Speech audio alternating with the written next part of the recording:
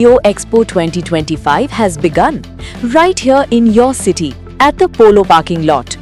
This grand celebration continues till October 22nd. Step into a world of color, culture and creativity where renowned brands, leading corporate houses, global traders and dynamic entrepreneurs from across India and abroad come together on one vibrant stage.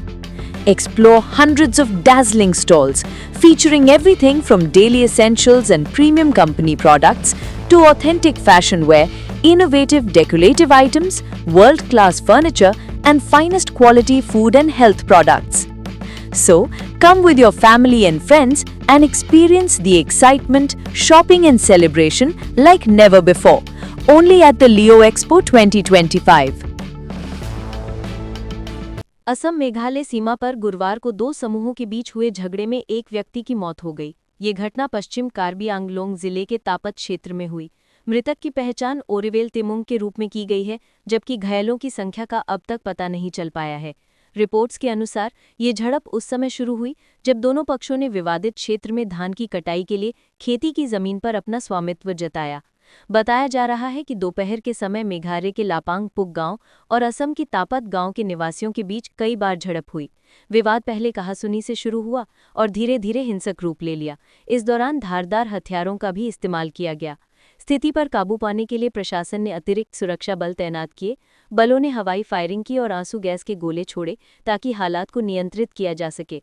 Police और जिला प्रशासन स्थिति पर कड़ी नजर रखे हुए हैं और इलाके में शांति बहाल करने के प्रयास जारी हैं।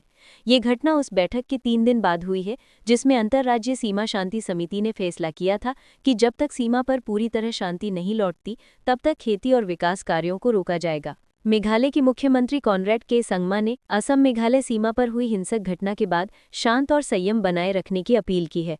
इस घटना में एक नागरिक की मौत हो गई थी। संगमा ने ये बयान आज इम्फाल में आयोजित एक प्रेस कॉन्फ्रेंस के दौरान दिया। ये घटना गुरुवार को पश्चिम जयंतिया हिल्स जिले के लापांग पुक गांव में दो समूहों के बीच हुए टकराव के दौरान हुई, जिसमें एक व्यक्ति की मौत हो गई और कई लोग घायल हुए। क्षेत्र में रात का कर्फ्यू लागू कर दिया गया है। पश्चिम जयंतिया हिल्स जिले के लापांग पुक गांव में गुरुवार को दो समूहों के बीच हुई झड़प के बाद रात का कर्फ्यू लागू कर दिया गया है। इस झड़प में एक व्यक्ति की मौत हुई और कई लोग घायल हुए।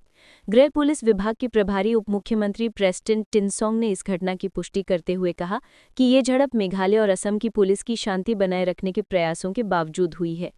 टिनसोंग ने बताया कि ये घटना तब हुई जब लापांग पुक गांव के निवासियों को पुलिस की निगरानी में अपने खेतों से धान एकत्र करने की अनुमति दी गई थी।